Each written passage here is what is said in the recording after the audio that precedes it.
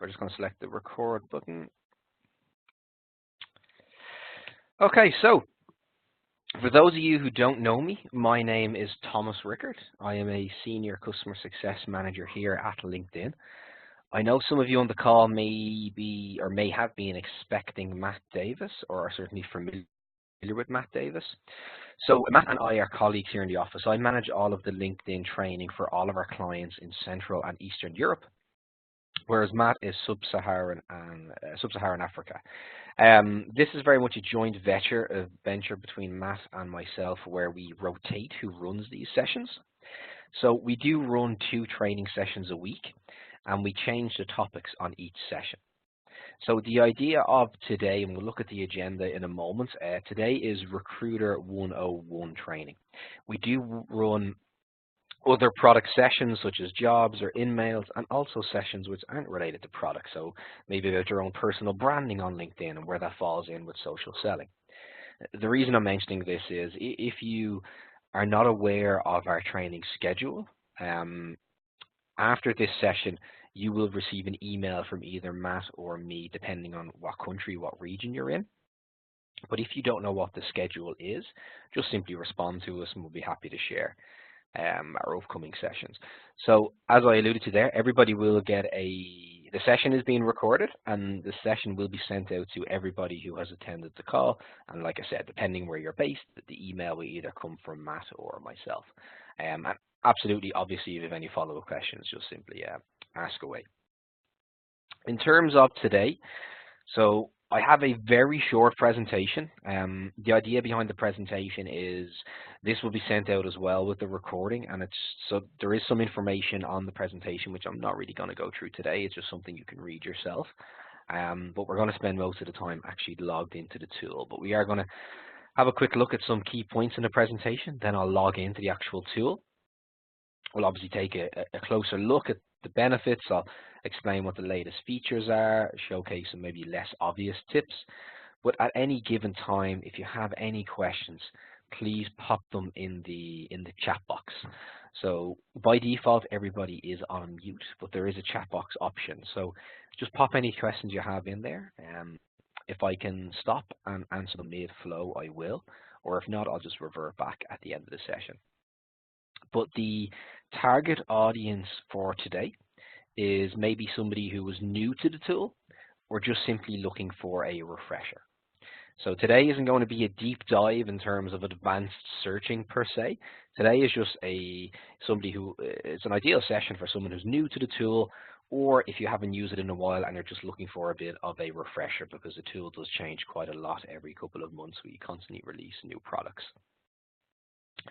So that is the introduction.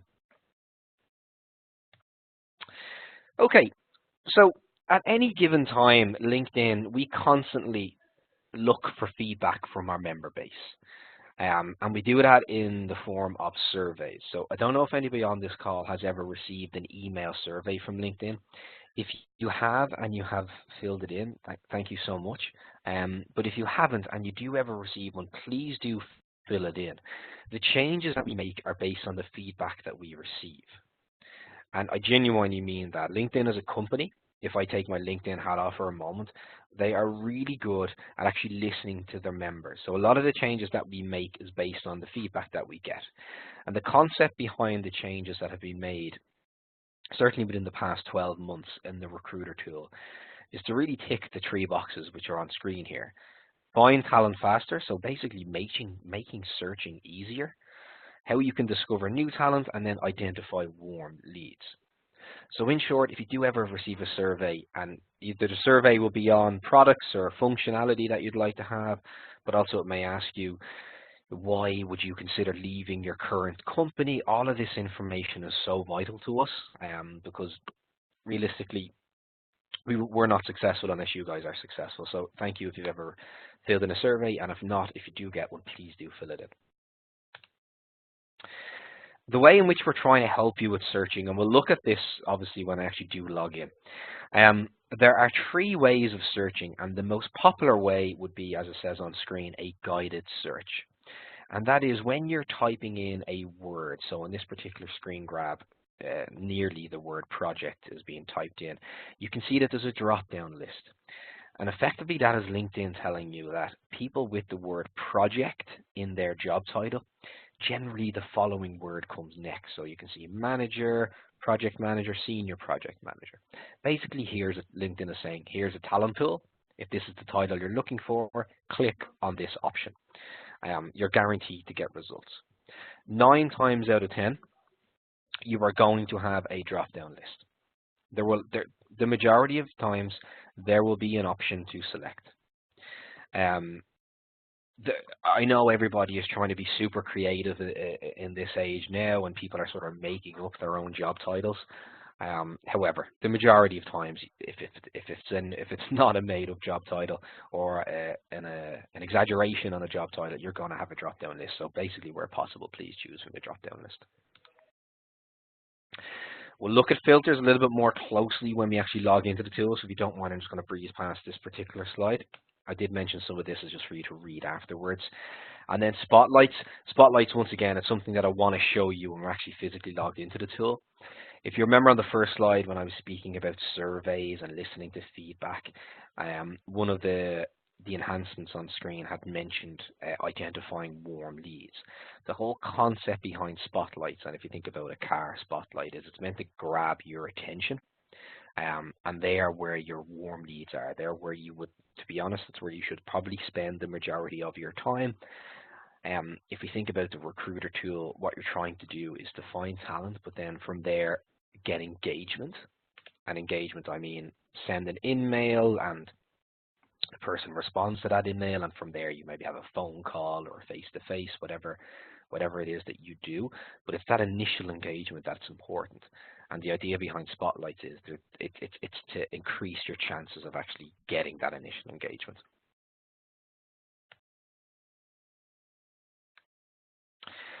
And here is a breakdown of each of the spotlights. I'm going to show you now in a second when I log in what are the most, I don't want to say most important, but just what the benefits are to each of them. So without further ado, let me log in, and I'm just going to change over my screen. I know we didn't really go over anything of substance there, but if you have any questions just while I'm transferring my screen over, just pop it in the chat box now.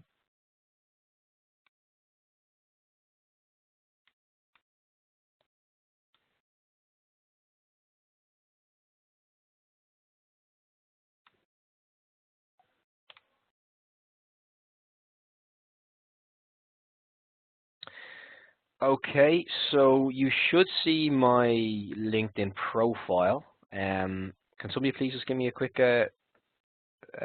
thumbs up in the chat box, or a yes? Did that change over? Can you see my LinkedIn profile right now?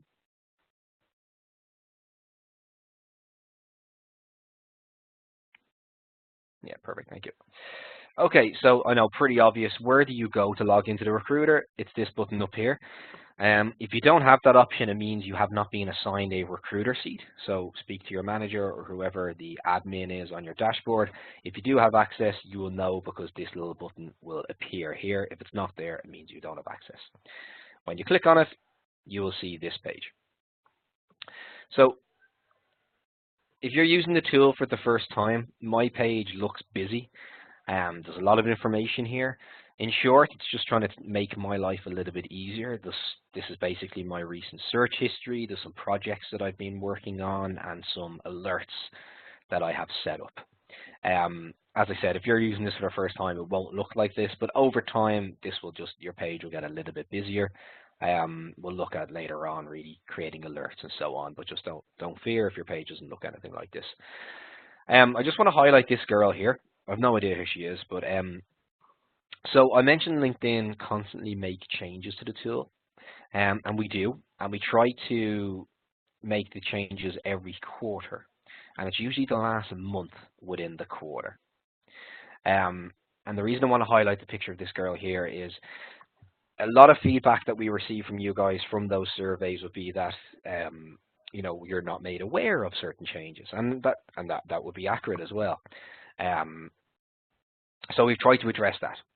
So I'm not going to click on her now, but if you click on this girl, It will redirect you to effectively a product page that LinkedIn launched, and from there you can just watch videos. It will show you some screenshots and basically just explain what has changed in the tool.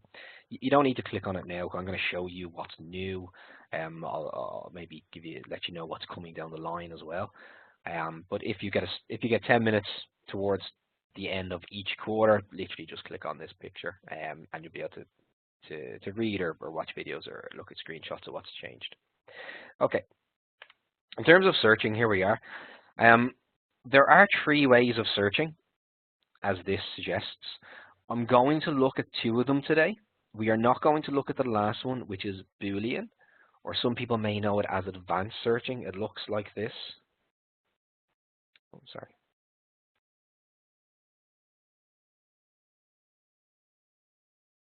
Ignore the words. I'm just sort of typing anything. It's more the concept.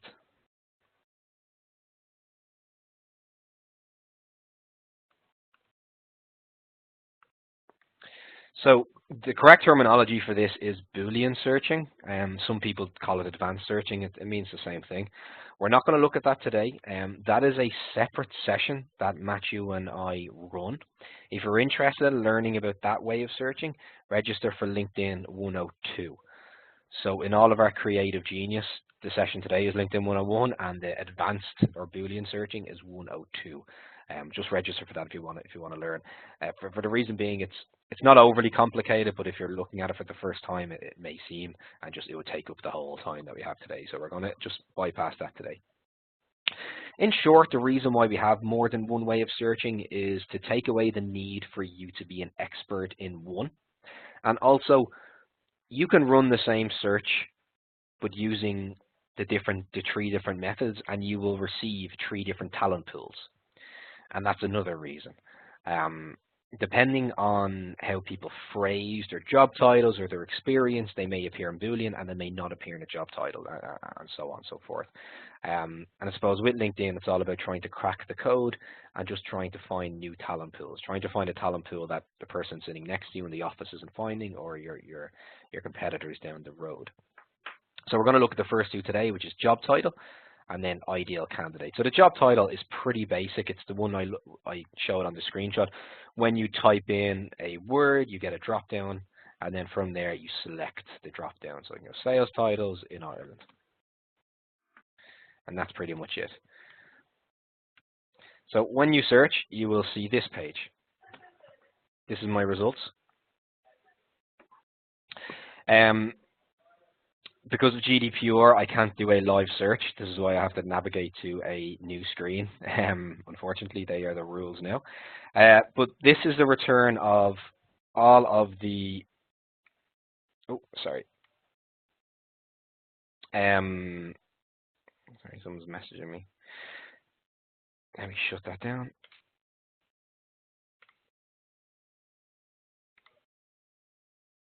Okay, sorry, apologies. Let me start again. So these are all the customer success managers who work for LinkedIn. Clearly, if you want to look for sales, you type in sales, or IT developers, you put in IT developers or software developers. Ultimately, this is your search results, okay? I have to use customer success manager, which is my job title. There's me, and these are my colleagues, but you can search yourself.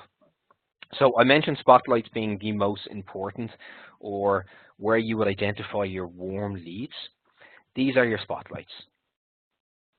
Okay, and then there's also more here. So I'm going to explain what each of them mean at the moment. Ignore the fact that these say 0. I'll explain why they say 0. So the first one, so the total candidates here is 277.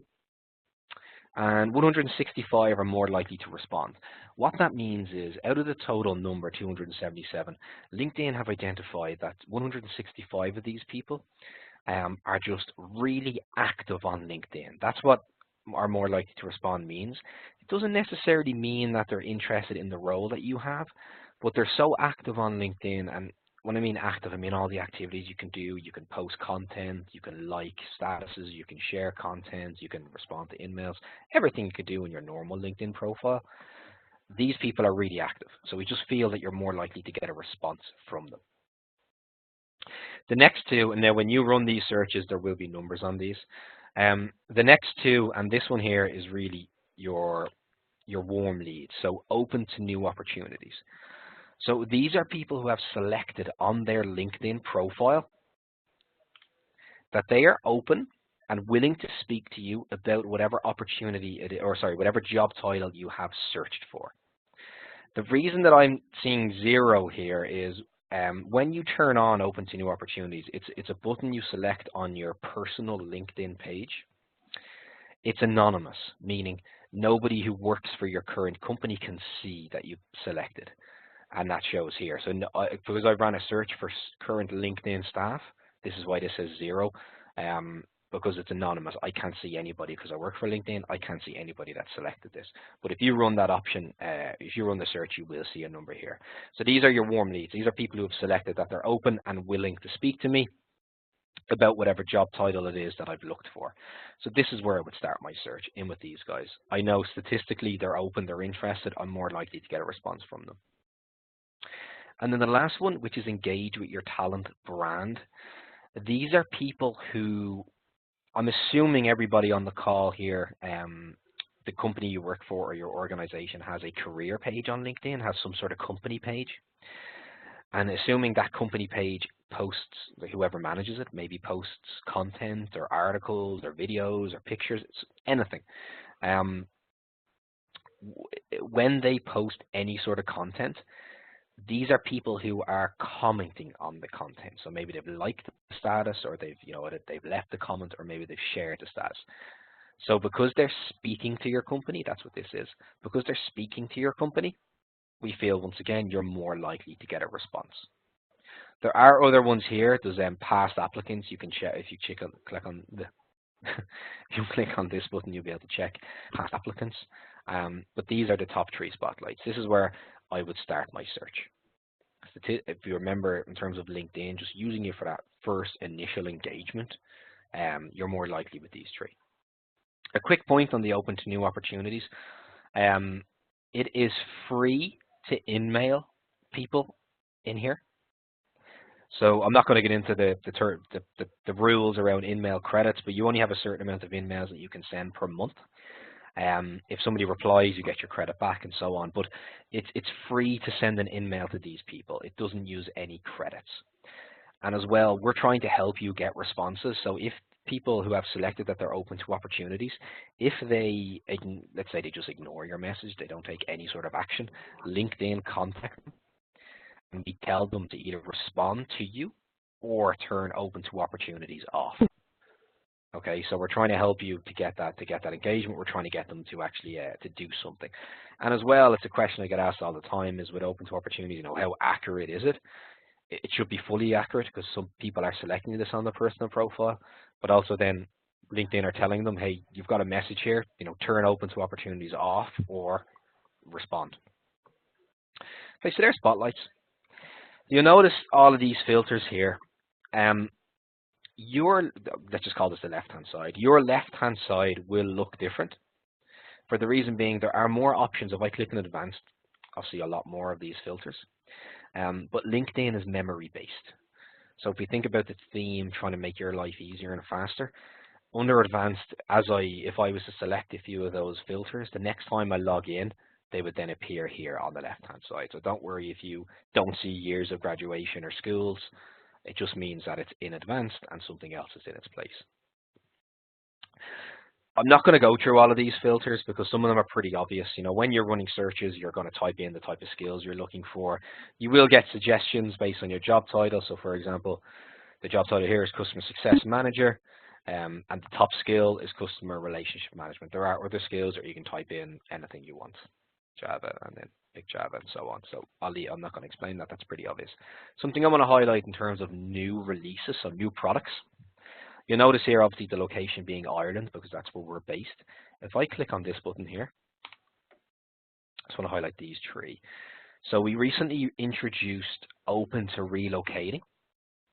So these are people who are open to relocating to Ireland, or maybe, they're Irish nationals and they've moved abroad and they want to come back, whatever the case may be. But these are people who have selected that they are willing to relocate to whatever country I am in. So it's just something to consider when running searches, just to check this out, and you can search from those people. It's when you're turning open to opportunities on, this button up here. When you're turning it on your personal profile, this is on the same section where you can select that you want to move to Ireland or the UK or South Africa, whatever the case may be. So just it's obviously accurate. Now I know depending on your country there may be visa requirements and so on, so you may not actually need that option, but FYI it is available to you. Another one that we recently introduced under employment type. I don't know if you will ever need this option. I know they're all zero, guys. Ignore that. It's because of the type of search I do, and I have to do this type of search. We now offer contract roles and internships, meaning when people are turning open to opportunities on, or they're selecting they want to relocate to a different country, they can also select that they want to work on a contract basis, or they want to work on an internship. So I don't know if anybody on the call has any sort of partnership program with universities or anything, but that's where that would come into play. And certainly contract roles, I think anybody who's ever worked in HR can, we all have examples of trying to get contract roles filled for obvious reasons. There's a lot of uncertainty, sometimes they're difficult to fill, but these are people who have selected that option. Okay, so we've run our search. We've looked at spotlights. Maybe we've drilled down here. We've added some skills. Maybe we put in some industries. The keywords would be Boolean. We're ignoring that for the moment. So I want to highlight a few other options which are on advanced. So don't let this page confuse you. There's a lot of options. You'll only ever use a few of them, mainly being years of experience. Per region, it varies. Years in current company is what I want to speak about. Per region, it varies. Certainly in Ireland, and then throughout my travels in Central and Eastern Europe, the average time frame somebody stays within a job is generally like 3 years, I would say, and then they would consider making a move. So what I would do is, from my searching, now you'll know yourself, depending where you are, what the average is, but you can search via that audience, I suppose. So if I click years in current company, I can very easily just drill down to how long they're in that current company. So let's say 3. There we go. So then I would maybe strike up a conversation with these, because I know within the industry that's generally the average tenure before somebody considers moving. Anyway, that's one reason why you'd use that. A few of them that I want to highlight. So once again, from the survey, some of the common messages that we get back is, when you're running searches, you keep seeing the same profiles. It'd be great if you could just get rid of them. You can with this button here, hide previously viewed. If I click there, it would remove any of the profiles I've looked at from that search. And also, as you use the tool more often, and particularly if you're working within a team, so if you have more than one recruiter seat, but also if you just want to track your own work, underneath recruiting activity, you can see here. So if I was using the tool for some time and I was running searches all the time, I can very quickly establish from my results, maybe somebody I've left notes on their profiles, which we'll look at in a minute, or maybe somebody I've spoke to before, maybe I've got some resumes from people. So you can very quickly establish, and also this is shared information with your team. So for example, Matt, if me and Matt were running searches, I don't know what he's doing, I don't talk to him every day about the searches that he's doing, but from this I can very quickly establish, if identical people, or if the same people are appearing in searches, and I can just get rid of them to make my life easier. Okay, so as I said, just to allude again, there's a lot of filters. There's about 35 of them. You'll only ever use about half. So just sort of figure out what works for you and what doesn't work. I'm just trying to highlight today really what are important ones. Okay, so we have run our search. We're happy with everything. Something I genuinely is very rarely used, and I've no idea why, but this button here, which is Save Search. If you're going to be running the same type of searches, then save your search, because clearly it's going to save you some time. But also, when you save a search, if I click on Saved here, which I can't do due to GDPR, but if I click on Saved, you'll see all of the searches that I have personally saved. And also, those searches, there will be a number beside them. It would say 20, 50, 60, and so on. They're new profiles that have been added to that search. which is really the great thing about saving searches. So clearly it saves you time, but then also it's not a static report. So as people join LinkedIn, or they change their skills to match what it is that I've looked for, they get added to that search, and then you can, if you click on that number beside the search, you can just search on those new profiles. So basically, you're creating a talent pool over time. A pushback I always get is, oh, well, I'm not going to save a search because if I hire a success manager today, I might not need one for 3 or 4 months. That's even more of a reason to save your search. You can have 50 saved searches, but in 3 or 4 months' time, there'll be a brand new list of profiles there that I've never seen, and I can clearly get to them by going to save and clicking on the number. Okay, so now that I've ran my search and I've saved my search, I need somewhere to work from. How can I track what I do? So now I'm going to create a project, and a project is your workspace effectively. So if I hover the mouse over each profile, I'll get a tick box. Or if I just click on this here, which says 1 to 25, so there's 25 profiles per page, this will highlight all of them. And then this button here says Save to Project. Where do I find my projects? Up the top here, Projects, and here it is, Customer Success Manager.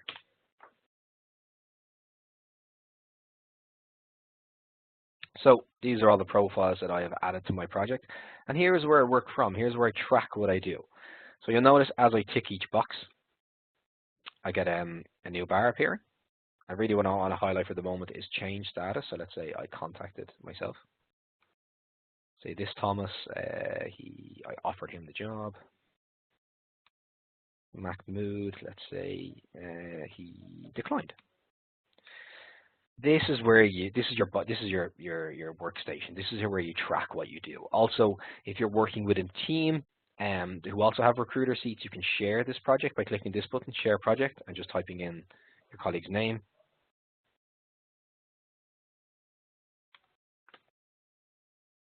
There's Matt Davis. And then I click Done. Matt will get notification that I've shared this project with him, and he would have access to it then via projects. When he takes some sort of action, so if he changes contact, it would obviously change up here. And then this little eyeball here, that's me. If Matt was to look at this profile, I will be able to see it, and also if any notes have been left on the profile. So you can collaborate with your teammates if you've got a massive hiring need, or if you have the limit to profiles per project is 1,000. So obviously if you're working a very large project which has maybe hundreds of profiles, or even the maximum which is 1,000, you don't want to share that workload with somebody, but that's how you do it. In terms of contacting people, obviously besides each profile, I can't send a message to myself, obviously. You'll see send message. Also, you can contact, in theory, everybody within a project should be a perfect match for the role. So that initial sort of introduction message, it could be one size fits all. So if you click on all, and then click on message, everybody here will get the same message. They will not be aware that it's an email thread. They will not be aware that everybody else is included. If we think about using Outlook, for those who've ever used Outlook and or any sort of email, BCC, it's effectively like that. So they won't know that they're included. You just pick whatever you wish here. LinkedIn would automatically change the name for you.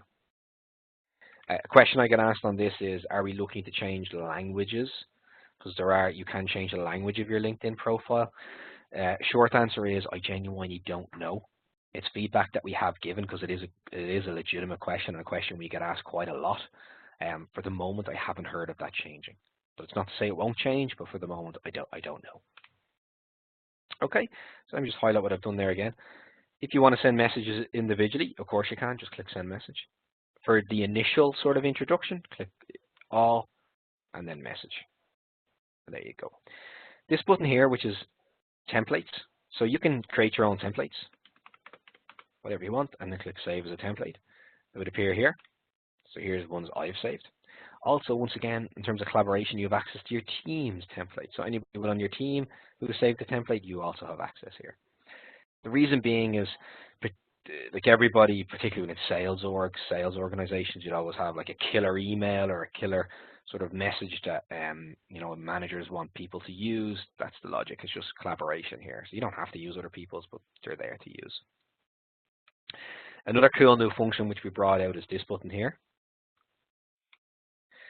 You can sync, now it's only available on Outlook and Gmail, but you can sync your calendar, so your work calendar, to your messages. The reason being is rather than emailing back and forth about are you available today, tomorrow, this time, that time, candidates have access to your calendar. Now, it's purely confidential. They'll just see times you're available. They won't see that you're speaking to Thomas at 12 and you're speaking to Matt at 1. They just see available time, and they can book time into your calendar. Now, I haven't synced my calendar, that's why it says sync. But from a candidate's point of view, when they book time into their calendar, in your calendar, it will just ask them for like your name, or let me say that again. It would ask them for their name and like their contact information. But that's people basically saving you a little bit of time. If you find that frustrating, you can sync it up. You don't have to do it, it's just an option. Okay, guys, at any point, just please pop a message through the chat box if you have any. Also, one last point here in which I want to highlight is, you see under every profile it says ask for review. So one time during a client meeting, somebody said to me, oh, I'm sick of printing profiles, which you can do. Here it is, save the PDF, print profiles. I'm sick of printing profiles and bringing them over to my manager to get a second opinion. Is there an easier way? That's a genuine question that I got. Absolutely, of course, there is an easier way. Just click on ask for review. So if you highlight the profile, ask for review, you can send it to your manager. And that is my manager. In order for them to do that, they first need to have what's called a hiring manager seat. For every recruiter seat that you have within your company, you get 20 hiring manager seats. So your manager needs to have a hiring manager seat assigned to them, and from there you can send them profiles to review. The only action a hiring manager can take is basically to leave notes that have like a message box. They can't send messages, they can't do anything else other than agree with whatever profile you've sent over, or leave some sort of notes. That's all they do. But just if you want to get a second opinion, you just highlight it there, click ask for review, type in your manager's name, and they'll get a notification and they can check out that profile and leave whatever sort of notes and send it back to you. Okay. Now I want to show you, if you click into any profile, so I'm going to click into my own, you will get these options here, which are recruiter tools. I just want to highlight 2 of them for the moment. You can see notes that one of my colleagues, there's notes, so you've obviously access to look at your colleague's notes.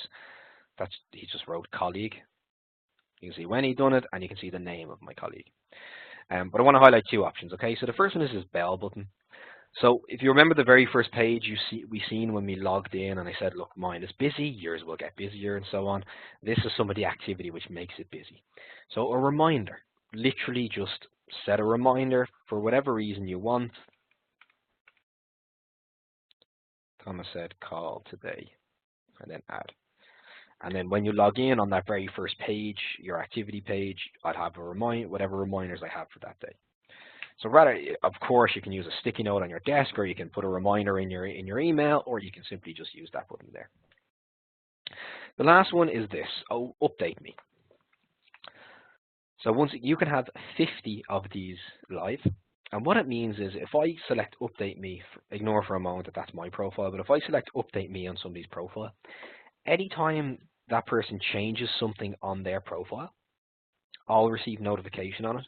But also, more importantly, if they select that they're open to a new opportunity, I'll also get notification, and LinkedIn will tell me what that person has selected.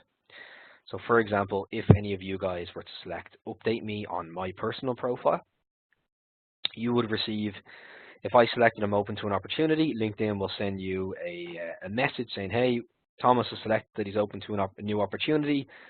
He selected that he wants to relocate to South Africa, and he's interested in working as a sales manager. That's the sort of information. The reason behind it is then you can take action in real time. So you're meant to use this really for profiles that maybe people you've spoke to who have maybe said, you know what, I'm really happy, come back to me in 6 months. You can set a reminder to come back in 6 months, or you can click on this button here. And it just means if that person at any point, for whatever reason, selects open to an opportunity, you'll receive notification. But also maybe you're always going to come across really interesting profiles using the tool, or maybe you just don't have anything available for them, or you just want to, keep an eye on them in the future. Just click on Update Me, and you'll be able to track them. Another button you can click is Clipboard. So you notice at the top here, mine says Clipboard 38. Once again, 50 is a magic number. You can have 50 profiles in Clipboard. There's no real easy way to explain what a clipboard is. I like to explain it in those little yellow sticky notes that you see around offices, and you leave whatever notes or whatever reminders that you want. A clipboard is literally just a collection of profiles. It's not a project. It's just a collection of profiles that you've added to a clipboard for whatever reason. Maybe you wanted to keep an eye on them, or you wanted to take action next week, or whatever the reason. A clipboard is literally just a collection of profiles for whatever reason you've decided to put them there. And then if you remember the other way of searching, which is the ideal candidate, let me just go back quickly. Very similar to when you're looking at profiles, you'll see similar profiles down here. There's Matt. This is the same way. So rather than looking at similar profiles, go back to Recruiter. This is your activity page, guys, if you remember. You can search via your second degree connection. So I'm going to search via Matt Davis and via Hannah. So why would I do this? So I can obviously search via a job title, which we looked at a moment ago. I can search via Boolean, which we're not looking at, or I can search this way. This is important for a few reasons. So number one is it's just a different way of searching. But also if we're sort of thinking outside the box, sometimes it's difficult to say, what makes that perfect candidate, what's that secret sauce that makes them so great at their job. We all have examples of people who really excel within their current role. And it'd be great just to duplicate them. Like, Matt over there, he's brilliant. If I could have another one of him, I'd be happy. What you can do is you can ask LinkedIn to find you people like him. Now, the reason I'm using Hannah as well is it's more accurate when you use more than one person. So I would always use 2 or 3. So I literally I'll show you that again. I'm just typing in his name, Matt. There he is, and Hannah. And then go. Now, what I really like about this is you'll notice the left-hand side has been pre-populated. All of the skills in the companies that we didn't really go through, they've all been added already. So LinkedIn is telling me, okay, you're looking for people like Matt and Hannah. Matt and Hannah and other like-minded people have these skills in common, and they've worked for these companies. So they're all sort of internet-based companies.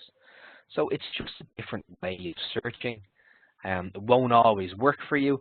But I like to use this example, particularly with really niche, hard-to-fill roles.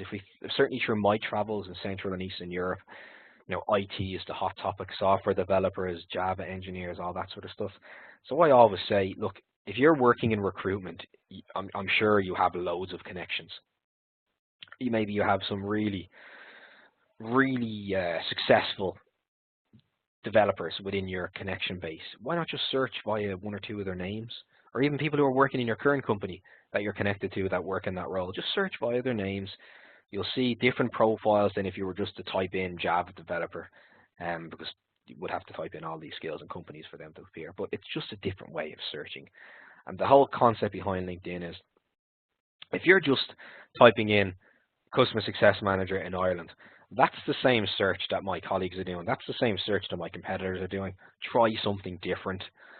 Because it's going to show me a different talent pool. Rather than typing in customer success manager in one word, I could type in customer success, then I could type in manager, and I'd get different profiles. You can see that's not the first person we seen a moment ago. Everybody has their job title different. In fact, I could even do that 3 ways. I could do customer, then I could do success, and then I could do manager. Same with if you're looking for software developers, you could just put in the word software and then another word developer, or you could just do them all in one.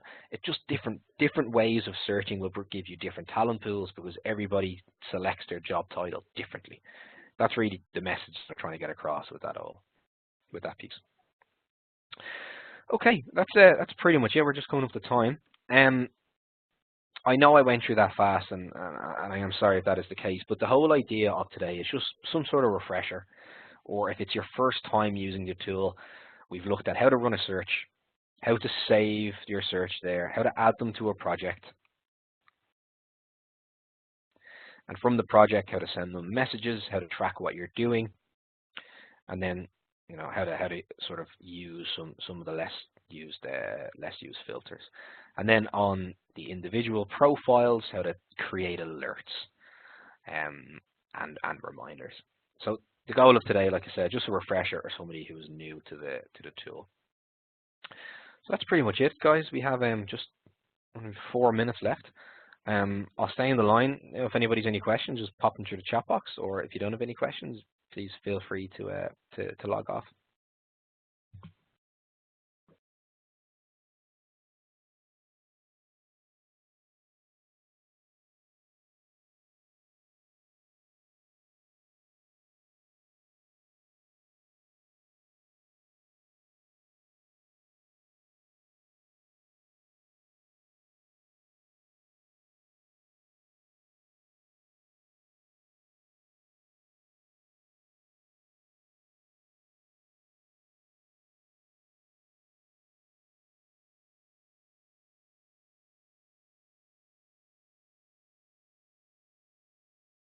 Okay, I don't really see any questions coming through at the moment. As I said at the outset, just for those of you, anybody who's joined late, so the session is recorded. You'll receive a copy of the recording and the presentation, just depending what country and region you're in. The email will either come from Matt or me. But yeah, any follow-up questions, any of those, you'll see either get back to Matt or myself.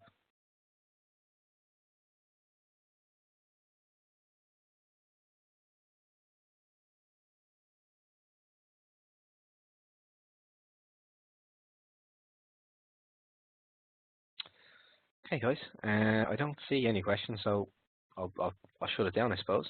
Thank you, everybody who's attended, and enjoy the rest of